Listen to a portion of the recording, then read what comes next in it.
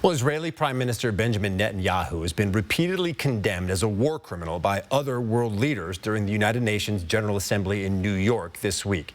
And today, Netanyahu had his turn to speak, taking a strong stance against the countries that formally voiced their support for Palestinian statehood.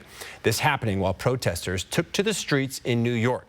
Crowds of people, including Jewish Americans, voicing their support for an independent Palestinian state. ABC's Rena Roy is following the story. Delegates from dozens of countries walking out of the United Nations General Assembly this morning, moments before Israeli Prime Minister Benjamin Netanyahu spoke. Place order in the hall. Netanyahu defending himself and the actions he's taken in Israel's war against Hamas in Gaza. The final remnants of Hamas are holed up in Gaza City. They vow to repeat the atrocities of October 7th again and again and again, no matter how diminished their forces.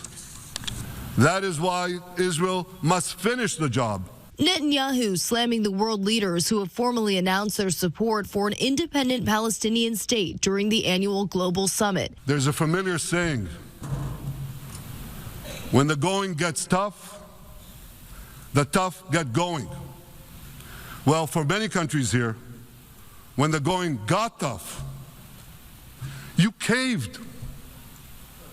And here's the shameful result of that collapse. Protests today in Times Square, just blocks away from the UN headquarters in New York. Netanyahu ordering his speech be broadcast live today on loudspeakers aimed at Gaza from the Israeli side of the border. And Netanyahu saying Israeli intelligence live streamed the speech to cell phones in Gaza. In his address, Netanyahu speaking directly to the 20 hostages believed to still be living. We have not forgotten you, not even for a second. The Israel-Gaza war has been a key topic at the General Assembly this year, with many members condemning Netanyahu as a war criminal.